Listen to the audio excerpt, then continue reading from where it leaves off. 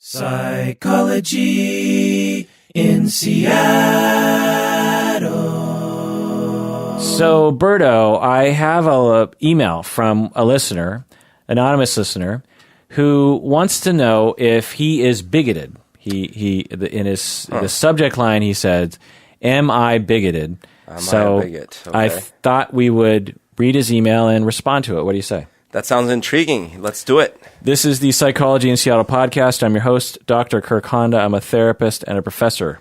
My name is Humberto Castañeda, and do you ever go to the theater, Kirk? Sure. Do you know how there's people that take your tickets? Yeah. I actually supervise trainers for those people. Interesting. So, this is his email. I was listening to your episode on bigoted people, and it was a bit scary for me. The particular issue that you brought up was the refusal to work with clients who are LGBTQ by many conservative, bigoted, discriminatory Christians, and I'm concerned I might fall into that category. I believe that it is immoral and wrong to live in a homosexual relationship. I also believe in treating everybody as worthy of dignity and respect. I also have homosexual friends who I would gladly invite to my own home. And I do not seek to sway them to believing what I believe because I value them as friends. I'm going to grad school in the fall, and I want to do what's right by each and every person I come into contact with. When I become a licensed counselor, I recognize that I will certainly have clients who are gay. And I would personally seek to use a person-centered model where I do not use it as a platform to give them advice. I think from an attachment theory angle, I worry that what I'm saying will be rejected by you as being bigoted and part of the problem that will be erased in 50 years' time, as you talk about. I also fear that there isn't a place for me in the larger counseling profession with my set of beliefs. Umberto, is this man bigoted? Well, that's interesting. So it sounds like they are trying very hard in their life to be fair and balanced, no pun, and try to be, kind to people and look at everyone equally. At the same time, they hold a set of religious beliefs, and because of those religious beliefs, they feel that it is mortally wrong, universally, infinitely wrong, to be probably gay and or in a gay marriage at penalty not of death, but of eternal damnation. So that's a very serious thing. And having grown up in religion, I can attest to like how real that can feel. So I'm not surprised that they're conflicted. That does mean that they hold bigoted beliefs, but it's I don't think that it's out of malice or evil intent. They just sadly have a perspective that was formed by their environment that is now at odds with other parts of their own mind. And that's causing some difficulties for them because they can't quite make up their mind of which way to go with it. So the answer is like, I think there are aspects to how they feel that are bigoted, and they would probably act in a bigoted fashion as a result. But it's kind of hard to conclude that as a whole, this person is a complete bigot. So before getting into this, I have a few caveats. One is I'm not going to bash on Christians, as they say. Some people confuse criticism with bashing. I'm a therapist, and as anyone who listens to this episode, I regularly criticize myself and the profession. I look at my profession and my people, other therapists, and I say, this shit or that shit's got to stop. Right. And I don't have any problem with that, and it doesn't feel incongruent to me. Just because if anyone knows what therapists should be and not should be doing and what they should not be doing, it should be other therapists. So I'm probably, and other therapists are the best people to criticize therapists. And if we don't criticize therapists, then no one is going to be able to do that. Right. Police officers, when one of their own does something wrong, they need to be the first people to stand up and say that was wrong. Yeah. It shouldn't be society saying you did one of yours did something wrong, and then the entire police force defends that action. Right. They should be the first people. I'm an American, and I look at other Americans and American society critically. I'm a Seattleite. Right. I look at Seattleites critically. I love Seattle. I love America. I love being a therapist, and I can also look at it critically. I'm a man, and I like being a man, and I'm proud that I'm a man. But I also look at men as a group critically, right, and my own part in that. I'm Japanese, and I look at Japanese people critically. I look at all my identities critically. Yeah. And if you're a Christian, you have to be able to look at your group critically. It's the only way to wisdom, and it's the only way you can respond to reality. If you cocoon up in your own belief system and you just label everything else as bashing, it's one thing to be defensive. It's another thing to just be like, oh, you're just bashing. Right. Now, I will say there is such a thing as bashing. Like, you and I are talking about some other topic. We're talking about Black Mirror, for example. And there's that episode where the two African-American guys are having sex in the virtual reality world. Right. And we're just sort of talking about that. And then one of us says something like, well, Christians probably hate that episode. Right. Okay. That's bashing. It's unfair. It's a straw man. It's overgeneralization. It doesn't have the nuance of the reality. It's just this opportunity to make fun of a group that is commonly made fun of by certain groups. You know what I mean? So I'm not going to bash on Christians, and I have heard from a very small minority of listeners, literally like one or two individuals, who will accuse me or us of bashing Christians, and I'm not going to do that. And honestly, I'm often defending Christians in my bubble. Yeah. I defend Christians from your attacks. I'll label them attacks, whatever we want to call them, accusations, generalizations. I like Christianity. I grew up as a Christian. I like a lot of the things, listeners out there, a lot of the things that you might like about me, things that you've said you've liked about me, are probably mostly attributable to my Christian upbringing.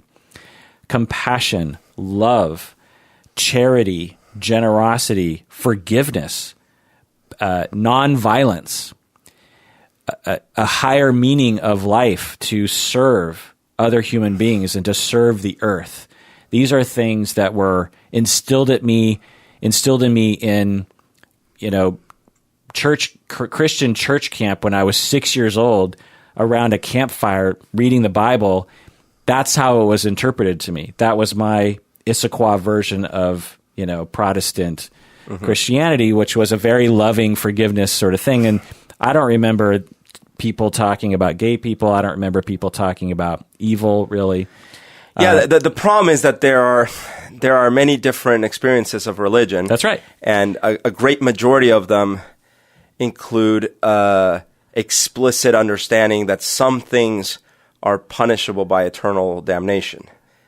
Yeah. So, but to me and to many other Christians, none of the hate or even the notion of hell. There are plenty of Christians who either overtly deny the notion of hell as something that was invented by medieval Europe people. Jesus and pre-Jesus, there wasn't this emphasis on a heaven and hell. There was an emphasis on the glory of God and all that kind of stuff. And there are a lot of Christians who don't really, even though they might believe in hell, they don't really focus on it a lot. It's not a constant thought of like, that person's going to hell. It's just kind of, well, hell is for a place that God sends extremely bad people, and not for, babies born in India who weren't baptized, for example. Right. Anyway, the point is that I not only am not going to bash Christians, but I'm culturally Christian and do not reject many of the Christian things that I learned growing up. The issue for me is that as soon as soon as one introduces the possibility that there is a platonic truth out there to be known in the universe that is outside of anything we could know through science or investigation or human agreement, as soon as you entertain that notion, well, then really, why? I would go the opposite of bashing. I would say, like, well, no, I mean, this person's completely entitled to their discrimination because they believe that there's something way more important than discriminating against someone that's at stake. And they believe that with all their heart and soul because it was instilled from the time they were very little. And as far as they're concerned, nothing is more real than that. Right. And unless we could all agree that all of that is made up, it's kind of hard to tell them, no, you're wrong. The only thing we can say is, like, in our society, you are wrong. I don't agree at all. I think there can be and are completely moral and staunch Christians whom, if you met them, they wouldn't have a single point of view that was different than yours. Oh, well, of course. But that's not what my point is. My point is that happens to be their also arbitrary interpretation of a divine worldview. Right. So the arbitrary, as you put it, view of a God or a higher being is separate from the belief that can lead to bad things in society. But not by definition, right? Like, we make rules. And you can be an atheist. That. And you can be an atheist, and that can lead to bad things. Totally. You can be but an not atheist. Because you're an atheist. Right. Like, it's not a rule. When you're an atheist, you know, like... And one would argue that the beliefs that certain religious groups hold, in my definition, and of course, there's no science around this, it's not inherent to that religion, for it just taking the anti-gay thing. I grew up in a Christianity that didn't believe that, or at least I don't remember it anyway. It was in our society, anti-gay. I grew up in the 70s and 80s when 99%, or I don't know, 90% of Americans believed that gay people were wrong and immoral regardless of religion. Atheists, Christians, everyone believed that's immoral, it's gross, it's disgusting, it's scary, it's, right, you know, against nature or something. And the juxtaposition of a Christian belief system of love and charity and forgiveness and compassion and embracing the underclass, which is what Jesus did, and that's what he was trying to teach. And I'm not trying to convert you to be a Christian, by the way. Of course not. My version of religion and Christianity actually, and of course it's just a distinction that I make in my head, a story that I make, is that Christians were tricked into adopting a Victorian notion of sexuality and of heterosexuality and homosexuality, and they just sort of grafted on. Now, it's in the Bible, of course, but there are a lot of things in the Bible that aren't emphasized in today's Christianity. Anyway, we really need to work through this. Okay, right. So what's the definition of bigot? I guess someone who holds generalized, unsubstantiated beliefs against an individual that are damaging to that individual or something like that? So that's what I thought, and I think that's how people are using it, but that's actually not and I looked at a lot of definitions. Okay. I'll read you the two main definitions. These are from major, definition author conglomerates. A person who is intolerant towards those holding different opinions. Okay. So intolerant, like they can't tolerate it, whatever that means. And just someone having a different opinion. Right. So if you, for example, were intolerant of religious people, you would be a bigot. Right.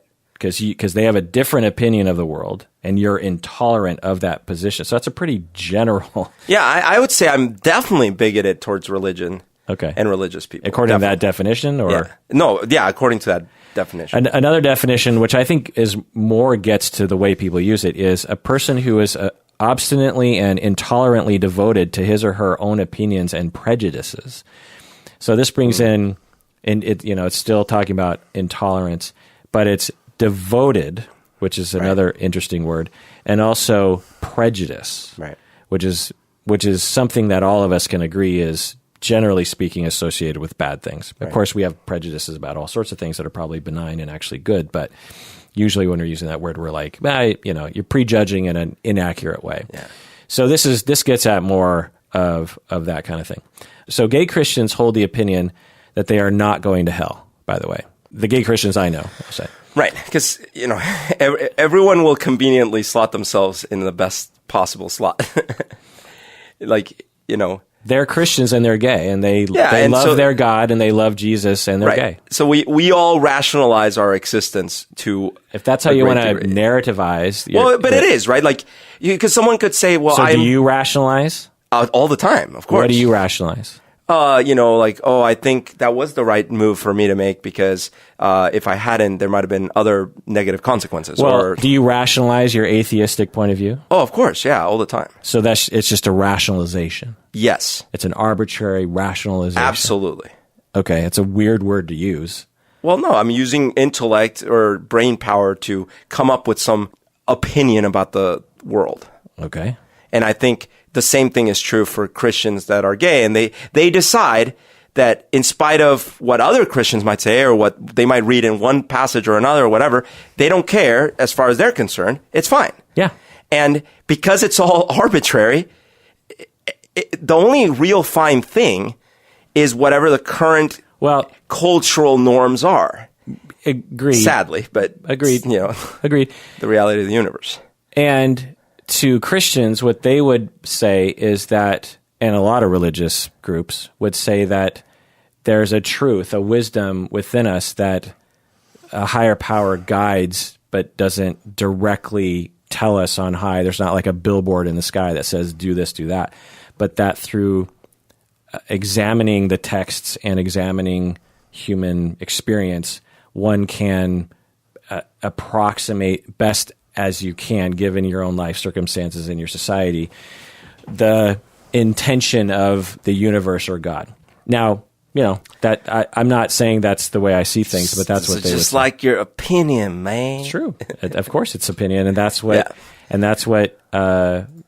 wise religious people would say. That there's no proof. If there was proof, then it wouldn't be religion. Right. It would. This be is science. why, to me, it's fine. How do I say this? From one certain perspective, it's fine that this person holds the belief that they think that gay marriage is wrong. I just think that to operate effectively in our current society, and if they want to be a therapist, they're either going to have to severely compromise that belief, suppress it, or ignore it, or they probably shouldn't.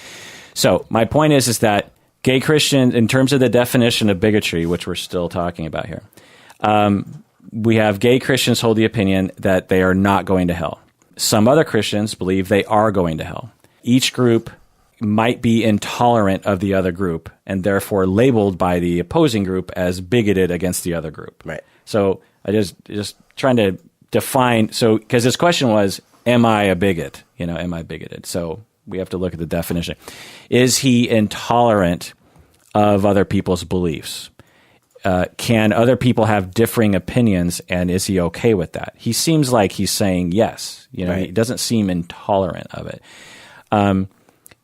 Is he devoted to his opinion and his prejudices? Kind of, but not in the way that I think they're getting at. But I think a larger question is he harmful? Because really, I don't really care if someone's a bigot. I think it's interesting, and it usually leads to harm. But really what I'm interested in is the ultimate sin against God, which is harm to other humans and to the planet and to yourself. And so let's try to go down that road. But anyway. Do you know who Ben Shapiro is? No. So he's one of the commentators on the right, and he has this friend who is another recent commentator on the right named Dave Rubin. And Dave Rubin is gay. He's openly gay. Ben Shapiro is Jewish. And Dave Rubin is talking to Ben Shapiro and says, so if I got married and I invited you, would you come to my wedding? And Ben Shapiro says, no. Like, you wouldn't come to my wedding? No, I wouldn't, because I believe my religion forbids that. It forbids for me to come would be me supporting that ceremony, that ritual, which I believe is wrong. And it catches Dave Rubin off guard, because he's like, I thought we were simpatico here. But yet at the same time, he's like, well, so I would go to dinner with you. I would invite you over to my house. I'd have your husband over. That's fine. I just wouldn't go to your wedding. And I thought it was this clash of imagination happening. and unfortunately, that's the reality, is that there are a lot of people that ride that fine line. Right. And I think it's a question that a lot of people are asking themselves, and one that I actually want to investigate once we get there. So some stats. We've talked about this before, actually, but you probably don't remember because it was a while ago. Percentage of Americans who believe that homosexual people should be accepted. So think about that the general question of do you accept homosexual people? 70%.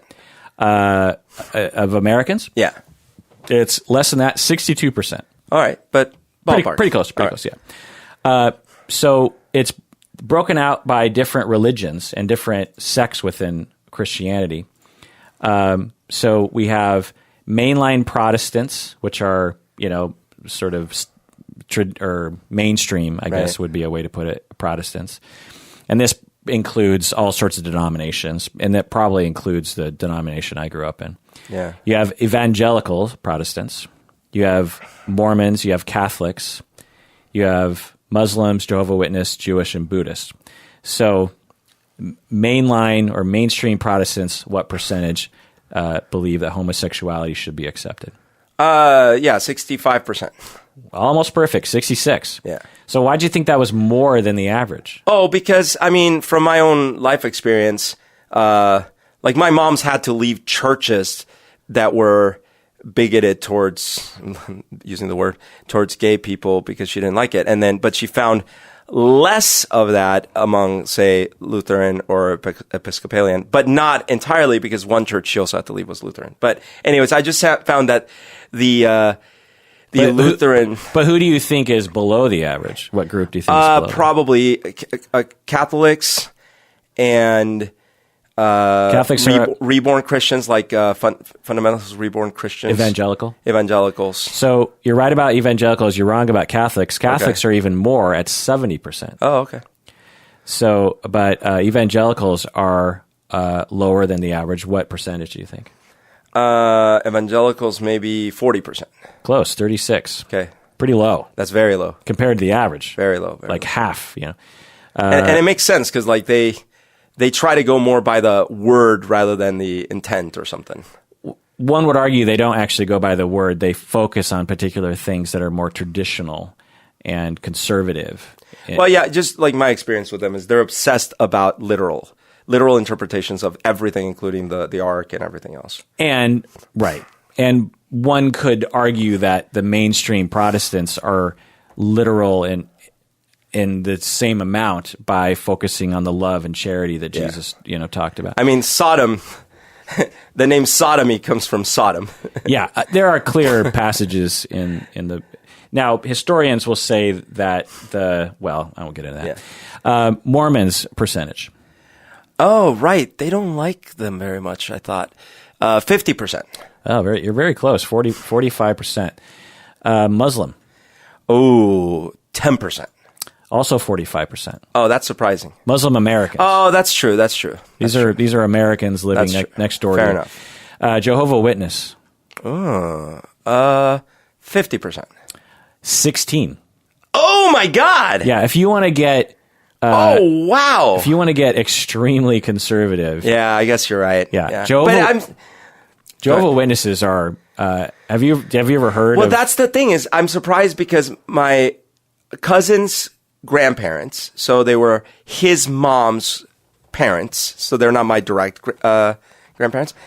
They were Jehovah's Witnesses, and they were the nicest people ever. They can be very nice. Are these Colombian Jehovah's Witnesses? They were, but they lived in Florida for the last N amount of their That could be a factor too. The Jehovah's Witnesses in Seattle anyway, and I think the standard Jehovah's Witness people around the United States can be quite severe.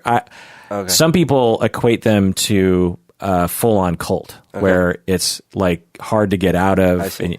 And, other people think it's a great religion. I've heard. I actually had a couple that I worked with for many years who they were both Jehovah's Witnesses. Wow.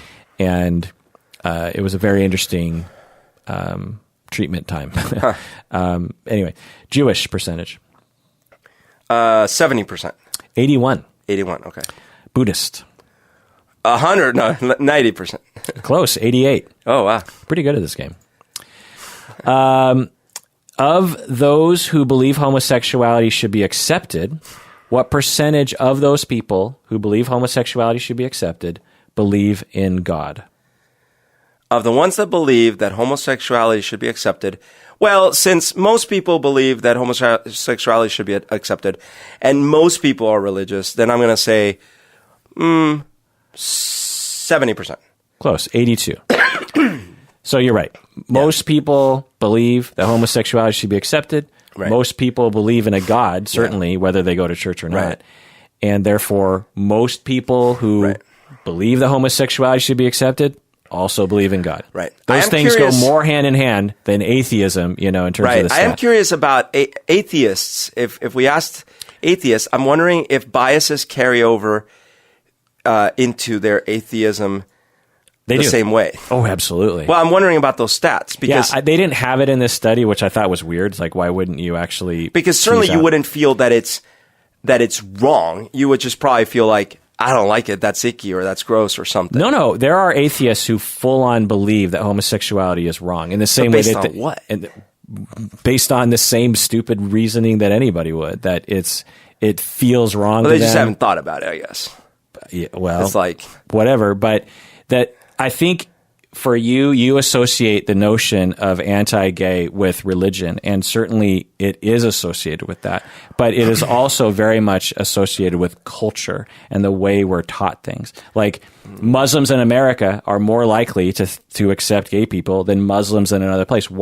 They're Muslims. They're both practicing the same religion. Why would Muslims in America be more likely to accept gay people? Because they're less religious, generally. They wouldn't say that. Well, they're certainly not as extremist, right? They have different cultural influences around them. Yeah, and that neutralizes a lot of that kind of... Like, they don't culture just go religion, to a madrasa. Culture and religion are the same thing.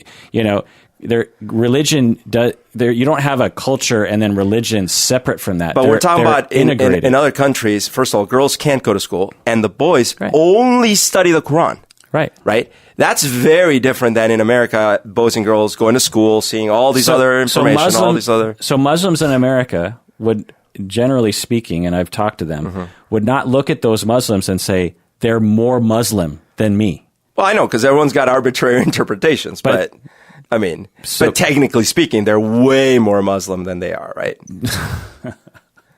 They're following every little precept. According to that region's version of Muslim and Islam.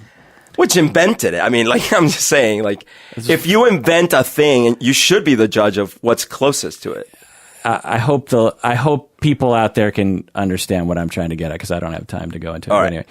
So let's look at the history of bigotry in the United States in other arenas, because I think one of the questions, the central question here let's take a break, and when we get back, let's get to that. What do you say? Yeah, let's do it. All right, we're back from the break, and if you're not too uncomfortable with this conversation, you can go to patreon.com and become a patron of the podcast. That's how we know you like the show. Isn't this one of the topics they tell you to talk about at parties all the time? Yeah.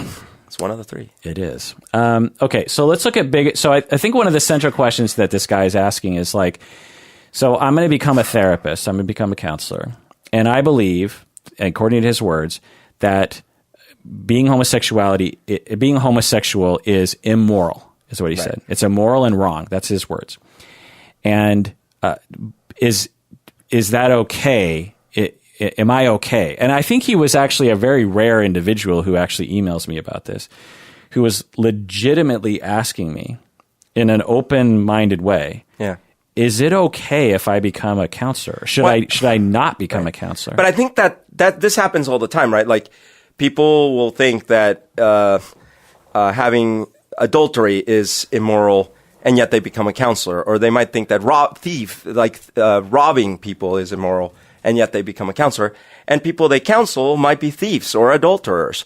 They might love pornography, and this person might think pornography is wrong. Right. So this happens all the time. Right. So I actually, in my email exchange with him, gave that example of, I believe that lying and deceiving and cheating on somebody, like having sex with someone else without getting your partner's approval beforehand. Right. I believe that's immoral. Right. You're lying to someone. You're doing something on purpose that is potentially really going to hurt someone else's feelings. Right. And you don't have to do it in the vast majority of instances. And that's immoral. Yep. But if I have a client who cheats, which I often do, right. I do not, think bad thoughts about them. I don't moralize to them. A lot of people do those kinds of things. You also are not, but I'm not going to be like, go ahead and, someone's like, and people will, they'll be in a marriage with lots of conflict, and they'll say things like, I kind of, got an old flame going on Facebook, and I'll be like, whoa. I've seen this road before. Right. Know that if you entertain this, flame, it's going to burn, and it's going to lead to sex, right. And it's going to lead to you, sitting on this couch crying about how you went against your own morals, right. And harmed your spouse when you could have just broken up with your spouse or gave it a little bit more right. thought. I know you're really desperate for attachment right now, and I get that, but let's think about this. So I'll insert that conversation when they don't ask me to. And this counselor might say, let's say someone they're counseling says, I think I'm gay. They might say, well, hold on, think this through. If you come out, you might hurt your parents. Right. You might have really hard difficulties. You might get bullied. So maybe you should think about it, right? Right. Now, he didn't address that in his email, but, the question is, so let's say, just for the sake of this argument, that he's essentially making, I think he's trying to make is, I, according to my belief system, believe that it's immoral to be gay. Right. And it's wrong. But I have gay friends, and if I work with a gay client, I'm not gonna say anything about it. I'm gonna be a good counselor, a good professional. Yeah. Now, on one hand, there are thousands of professionals, some of them listening to us right now, who actually do this. They actually, a certain percentage of Christians believe that being gay is immoral and wrong and against God. And since most therapists are Christian in America, or right. at least a sizable percentage, then there's got to be a lot of therapists and psychiatrists and social workers who manage to compartmentalize that belief and say, that's something for Sunday, this is not something for Monday. Right. And if they want to come out of the closet, that's their goal, then I'm going to go with that. So there's got to be a lot of people like that. So I think he's asking that question, like, right. is that Kirk, because he's like, in another email, he's like, I value your opinion, like, what's going on here, and I'm in a bit of a crisis because I feel like, Kirk, you're saying that I'm wrong, and that because I've railed and ranted and raged about this attitude as being akin to 1965 or 1865, when you have white Americans all over the United States thinking that black people should be slaves, right? And that they're not really human, and they're actually more closer to chimpanzees and apes than they are to humans. Right. This is and we all look at that and think that's ridiculous. Well, I'm here to say we're doing it right now, people. We have a society right now where there's a bunch of people walking around in the same way that they looked at African Americans and said they're not really humans. There's a bunch of people walking around saying that gay people who just want to marry someone of the same gender as them, they're immoral, and there's something wrong and against nature.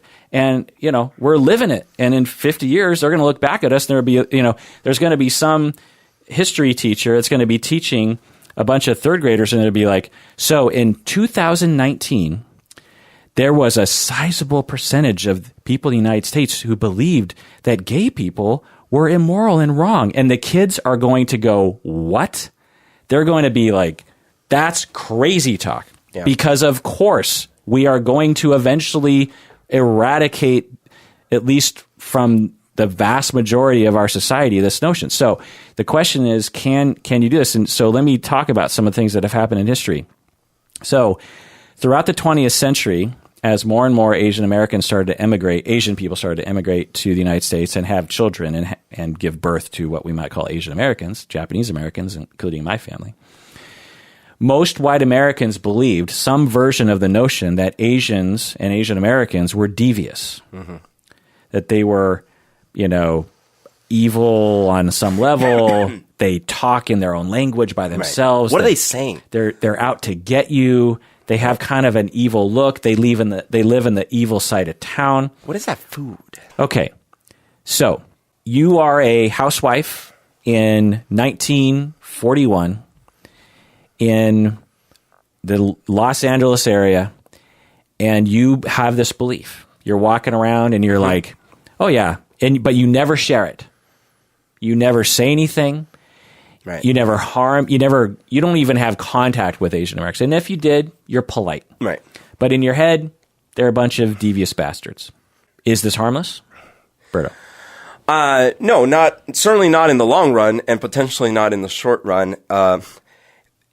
Clearly, a properly oiled society is not one where a certain portion of the society is crossing the street, avoiding, not fully interacting, or offering all their services equally. Like, that just doesn't work in the long run. But what if this woman, hypothetical, she doesn't, and there are people like that. Yeah, but she passes it to her kids. It's not that isolated of a thing, and in her actions, she might not be aware of it, but there are still. She won't socialize with it. Like, she won't have them as friends. So it's unclear what she would do, like where she does draw a line, right? Yeah. So no, I don't think it is harmless. Yeah. So one of the just getting at what you're saying here is, as a therapist, since I hold the belief that gay people are fine, just like heterosexual people are fine, just like bisexual people are fine, like polyamorous people are fine, asexual people are fine. Everyone's fine. They don't harm anyone. They have preferences about sex. Who fucking cares? Right. They're fine. Everyone's fine. And did I leave anyone out? And so I hold that belief. Now, when I come across a gay teenager who is coming out of the closet, I celebrate the fact that they are coming out of the closet with them. I'm not interested in making people gay, but I am interested in having people be who they are, because I believe that people should be allowed to be who they are in this way. Now, if I hold the belief that they're immoral and wrong, how enthusiastic am I really going to be in my authentic self about this coming out? Now, if you, writer-inner of the email, can manage to identify somehow with the person's humanity and like really be enthusiastic about this person's coming out and the courage and the wonderfulness of them realizing who they are, then great on one level. But as Berto was saying, it's impossible for humans to compartmentalize, especially these kind of strong belief systems. Well, and so one of the things that is very hard. Let's just right. One of the things that's at odds is the examples I gave. Well, let's take stealing or even harsher things like rape and murder. These are such universally agreed upon. Certainly murder, for example, is universally agreed upon. Like, hey, that's not good for society. Irrelevant of what you believe about the afterlife, whatever. Let's just not murder. That's just not good for society. That's such a universal that it would be hardly controversial if a therapist inside and maybe in some of their actions was somewhat biased against someone that they were treating that was a confessed murderer. And that's just human beings being human. The problem that we come up with things like when it comes to maybe infidelity and definitely things like being gay or your race or something like this, is that in our current society, these things are no longer supposed to be illegal or bad or anything. So you're definitely, if you still hold those beliefs, you're out of sync with the current society. And that makes it extra difficult because you are actually not operating in a way that is consistent with kind of the growing expectation. And I agree. What a lot of people would argue, who are people who believe that it's immoral, they would argue that they're not doing anything overt, but we're arguing that it would be hard to do that. So, like in my example, where he might try to point out all the negatives with coming out because they think, have you heard of conversion therapy? You know, well, short of that, what I would say is they would not give the proper enthusiasm, or it'd be hard for them to give the proper, authentic enthusiasm for what this person is really going through. Yeah. Now, so going back to the 1940s, you have a lot of white Americans walking around believing that my family members were devious. Right. Now, my family members were working alongside white people. They were buying, they probably experienced racism in some ways, but the vast majority of their interactions with white people were probably fine. But here's the thing. When a society has a belief system that goes unchecked and a bunch of people continue to believe it thinking, well, I'm not doing any harm. When World War II starts, Pearl Harbor, and this belief system is out there and it's at least passively supported, if not full on supported by people, then it leads to attitudes that lead to the imprisonment of my family. Mm-hmm. My family members, people in my family whom I knew who have passed away rather recently, actually, were imprisoned by the United States of America government, Franklin Delano Roosevelt, the Congress of America. Mm-hmm. And all the white fucker American people just let it happen. Mm-hmm. Very few people blinked an eye. Some people helped, did what they could, but most people were like, yeah, screw those slant-eyed bastards. Can't take a risk. And these are American-born citizens. Right. Legal immigrants from Japan who came to America like all the other white fuckers, before and after, had children imprisoned for no reason, just because there was a belief and an attitude that was propagated through society that they're devious. Just like the German internment camps we had in the 08. Right. Going back to the beginning of American history, colonial times, many white Americans they just believed in their minds that black Americans were not as evolved and were more like animals. The vast majority of white Americans did not own slaves, and many white Americans probably never even saw an African American person. Is it harmless? No. It leads to a general attitude in a society, or even among a certain minority of people, that leads to things like slavery and genocide. So if you believe, if you're a atheist or Christian, Muslim or whatever, it doesn't matter. If you believe that being gay is immoral and wrong, and you are saying to yourself, but I'm not doing anything bad, you are exactly the same as someone in 1941 who thought that my family was devious just because they were Japanese. You're exactly the same as someone in 1960 or 1860 who believed that black people weren't entirely human, and you never owned a slave, but your attitude supported that institutionalized racism. Right. So it is, in my view, immoral to denigrate another group of people for what I would believe to be completely inconsistent reasons with the tenet that I believe all of us share, which is harming other human beings is wrong. Yeah, I think that's where it gets a little difficult to process because, these are just human beings, right? And so what happens is that the definition of harm is hard because, there are people that fully believe that pornography is harmful, right? And so therefore there are people that believe that even if you are homosexual and your partner's homosexual and you're not trying to turn me homosexual, just by you being in the community, that's harmful because all these kids are now going to think that that's okay. So you're harming my society. But empirically, that's not shown. Yeah, but empiricism has nothing to do with this. I know. But this is just literally the reason why it's so hard. One of the reasons it's so hard to change the tide, and it takes decades, right? Hundreds of years in some cases, is because people just kind of think, well, no, it is hard. It's changing everything I know. Who are you to change everything I know? And you are harming everything. And I get that. So I grew up, like I said, Christian, and had a general notion that being gay was wrong, but I don't remember it being pounded into my head. It certainly wasn't a conversation in the 80s, mostly because gay people weren't out. Right. And so it didn't need to happen. And that's why it later became an evangelical thing, because it was in response to changing society. But anyway, I had a general notion growing up that gay people were wrong. And as soon as I met a gay person, when in college, within literally 5 seconds of interacting with an actual gay person, I mean, I had best friends who were gay that I didn't know were gay in high school until later, but a first out gay person, it took me 5 seconds to realize that entire cultural notion was wrong. Yeah.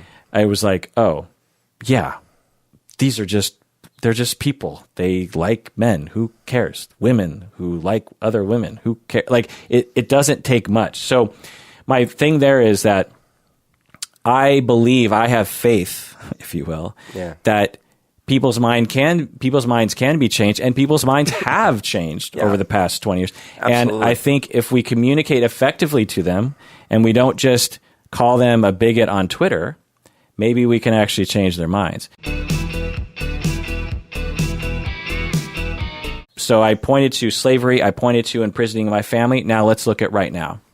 So there's a sizable minority of people who believe, 38% of Americans who believe that homosexuality is unacceptable. There's these are all things that happened this month, by the way. An Alabama mayor, in Alabama, Facebook post this month of June 2019. We live in a society where homosexuals lecture us on morals. The only way to change it would be to kill the problem out. I know it's bad to say, but without killing them out, there's no way to fix it. Right. This isn't some crank on Facebook. This isn't some, anonymous tweet. This is an elected official. Now, where did he get that notion? Where does he get that notion that it's okay to say, to fix the homosexual problem, we need to kill them. Right. That notion, he did not invent the attitude that produced this statement of killing homosexuals as a solution to our problems. He did not invent that. That was a collective choice among certain groups of people to agree that not only is it immoral, but it's actually okay to kill them. Yeah. Because infidels deserve to die, kind of a thing. Now, the writer in, I'm guessing, does not hold that point of view. No. But the writer in, when you support that point of view, you are giving some permission to those other people to have those more extreme points of view. Well, this part I will say, so one could get fairly dogmatic and not conclude that that murder is necessary, right? Yeah. Like, these people could all hold these feelings and like that shouldn't happen and we should pass laws and stuff. But to then jump over to the murder side of the fence is a categorical difference. Now, I'm not saying that the guy writing in is I'm not accusing him of supporting murder, and I'm not accusing him of being culpable for the murder. Right. I'm accusing him and all. Now, if he was the only person in our society who believed this, then fine. But when you have millions upon millions of people in a bubble talking to each other and supporting each other on a notion that gay people are immoral and wrong, and I want to really stress that was his words. He said immoral and wrong. Not that. That's different than saying their choices are bad or they're, I don't agree with their lifestyle. It's immoral. And to certain groups of, Christians, when something crosses the line into immoral, it's all the same degree. You have murder, lying, gluttony or whatever. Some folk, yeah. Yeah, it's like there's no degree to it. And so once it crosses that line, you are the other. You're not one of us. And you're doing something wrong. But I guess what I'm trying to get at is imagine if the statement was, I think that adulterers, people who are married, who have affairs, are immoral and wrong. Let's say that that's the statement. Okay. And then, we gather a group of Christians or religious people or whatever, just a group of people. Like, what do you guys think? It's like, yeah, adulterers are immoral and wrong. Okay. Then some dude in Alabama or Kentucky or someplace posts on Facebook, this problem of adultery is really out of hand, and it's going to be the doom of us. We need to start killing adulterers. I'm really glad you're bringing this up. Is there a point to this? Yeah, my point is, I don't think we can make that same connection. We can't. Why? Well, because the social movement around adultery is further along than around gay people. And I don't know if this is what you're getting at, we don't have a history in our country of rounding up adulterers and lynching them and killing them. Well, not in our country, but in history. Absolutely. But not in our country. When was the last time you heard of like an adulterer being... well, just in our country, sure. In our society. That's what I'm talking about. Yeah.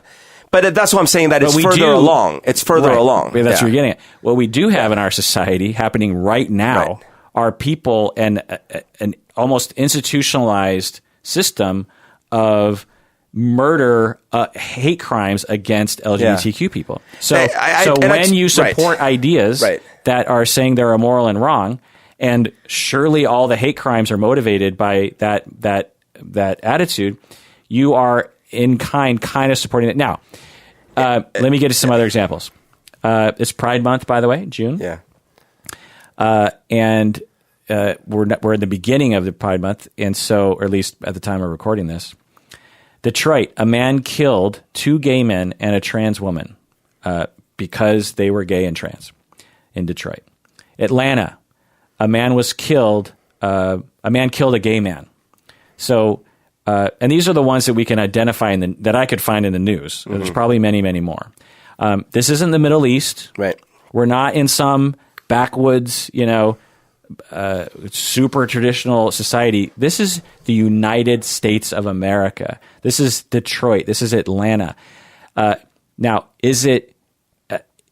does the writer-inner believe it's okay to kill? I'm sure he would say no. I'm sure he would say, I would absolutely condemn that behavior. Right. But what I'm saying is there were people in 1941 who would say, I don't believe you should imprison those Japanese people, but they're fucking devious. Yeah. And when you contribute as a society to those points of view, you're contributing to the problem in a small way. You're not out there, lynching anybody, but you are contributing to it. So I totally agree with that. And I think maybe it's in a large way and all this stuff.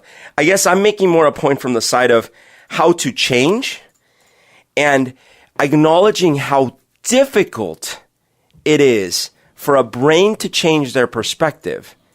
When from their perspective, it's like, hold on. Like everything I know tells me this is wrong. And I'm supposed to believe you. You come and say that it's okay and that I should be okay with it. I'm not saying they should be killed. So who are you to tell me? I would say everything hypothetical Christian person, actually tells you that it's okay. And if you really, really pay attention to the Christian text, really pay attention to what Jesus was saying, what he was really trying to emphasize, then it's crystal clear. I think it's you that doesn't pay enough attention, because I'll quote 17,000 words from this thing and I will tell you why it's so wrong. And then I would say, go to that church over there that supports 99.9% of the things you believe in, but they also do not believe that gay people are sinning and immoral. They believe everything else. Right. And it's congruent. But you see my point is like that. Well, to me, I do for sure. But I also actually believe, because I grew up Christian and there was a shit ton of Bible studies that I did. And absolutely, there are things in the Bible that say just overtly homosexuality is a sin and wrong. But I believe that if you really pay attention, especially with a dashing of history, because, and again, I won't go into it, but it has to do with like the people who are writing the Bible were in opposition to particular oppressive groups like the Romans, for example. And the Romans had a different culture. They had a different society. They had different mores than the people who were writing the Bible, at certain points of time in the history of the Bible being written. And as they were railing against the oppressors, they just sort of lumped in everything that the oppressors did as immoral. They were immoral because they didn't believe in God. They were immoral because they killed indiscriminately, and they were immoral because they men slept with men and women slept with women, and so it's like everything just kind of got lumped in. And to me, when I believe that for some Christians that's kind of convincing. In the same way when you read certain passages like in the Bible that talks about women's purity and not being around them when they're on their period or something, it's like, well, they sprinkled in particular cultural things to kind of guide their hygiene back then into the Bible. It's not really something we need to pay attention to. There are a lot of Christian, historian people who are full-on Christians who understand that context, and I believe it can convince people. I believe that it's not a bad argument. I think it can work with some people. I at the same time, it took me easily at least over a decade, 12 years maybe, to change my perspective on the universe. And did you believe it was immoral to be gay?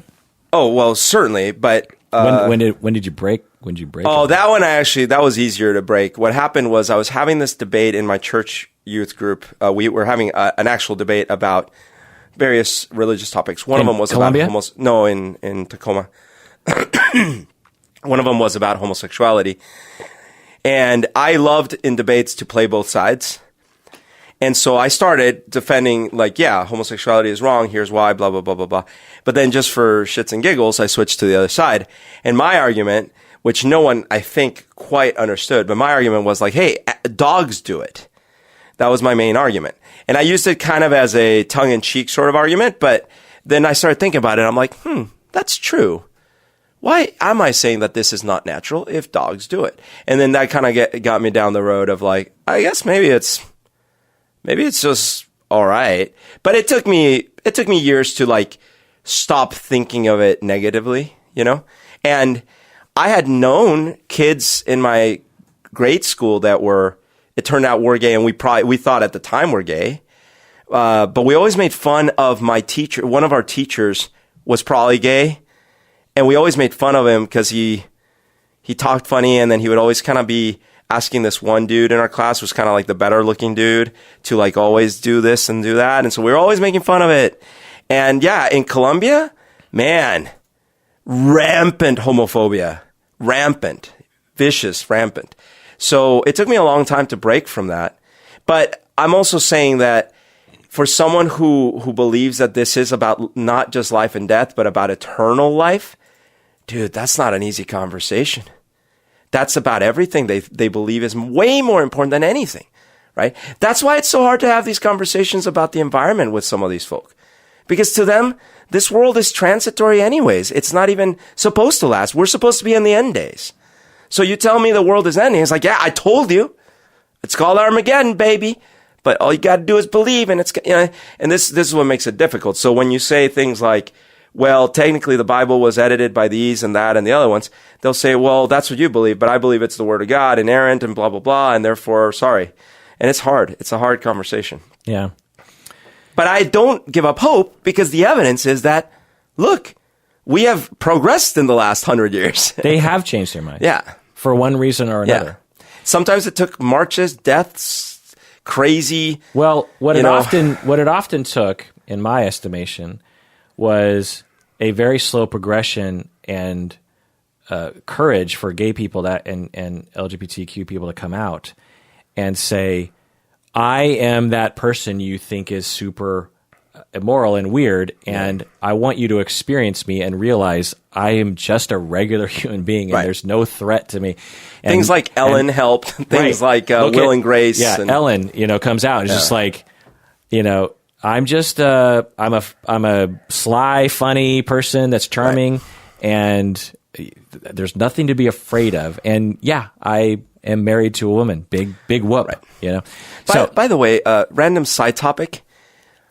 I'm very curious. I don't know if you know much about it, but why there's so many STDs with humans, and are there that many STDs with other animals? Like, I'm very curious. There are.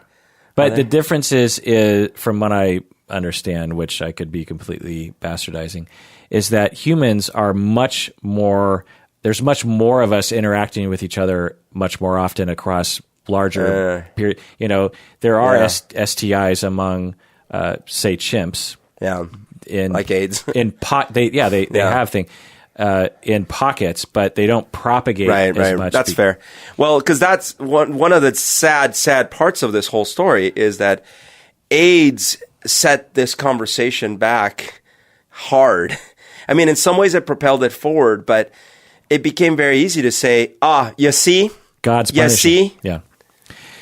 So if you're a Christian, then you believe that at the center of everything is God.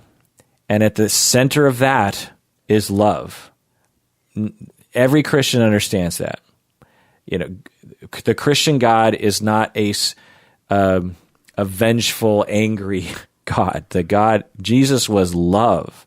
When they came to harm him, he handed himself over and he said, the man who lives by the sword dies by the sword. To put your sword down.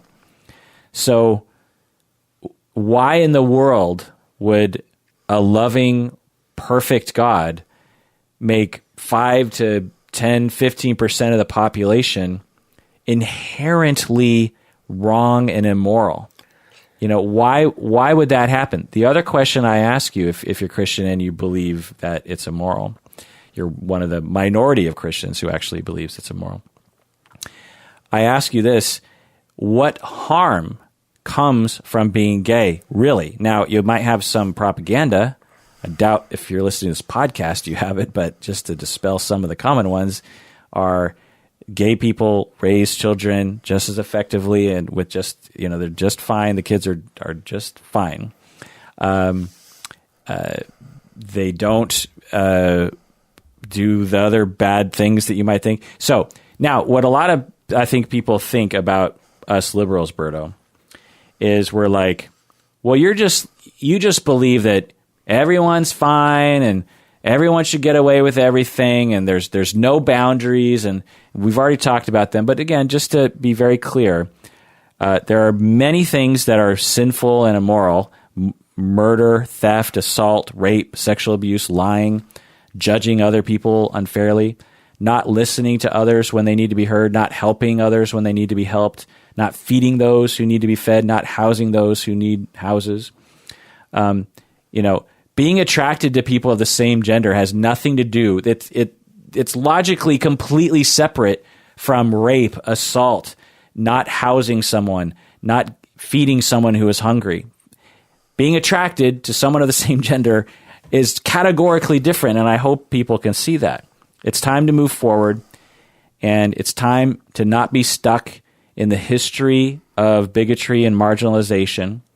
It's not hard to do if you're one of those people, whether you're a Christian or not, who believes that being gay is immoral. It's not hard. All you got to do is just in your head, you have to see the light and say to yourself, oh yeah, it doesn't make any sense to believe it's immoral. It doesn't harm anyone. They're fine.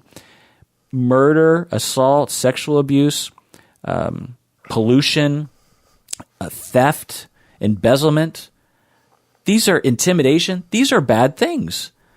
Being attracted and having sex with the consensual person of the same gender should make total logical sense to you that it's not immoral.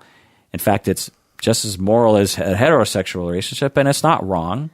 But you're asking this of someone that had to conclude that the murder, the rape, the child mutilations, all of it is being watched continuously by their God, and that it's allowed to go on, and that that's supposed to make sense. What? I'm just saying that they're already in a level of illogicalness that it makes it really hard to ask him to be logical about something like that. Well, to them, they would say that God has a well, I get your point. But I don't know. It was convincing to me. I love it. I think it makes, I think the strongest argument you made is like, look, shouldn't it be about what you're doing harms others, let's regulate that. Let's say that's not right. Right? If what you're doing doesn't harm others, why should we care? Right. If anything, and why would God care? Right. And so I can get behind that from so many perspectives, right? And then granted, I threw one little potential wrench, which is some people might say, well, no, it is doing harm. But I think those are workable. We can work with that. You could present some data. You could work through that because it's clearly not like one-to-one physical harm, like that, two gay people in their house doing something doesn't directly harm this little kid over here, whereas like someone shooting the gun in the schools does. Right. Yeah. Well, that does it for that episode of Psychology in Seattle, in which we press a lot of buttons and incur a lot of emails accusing me of bashing Christians.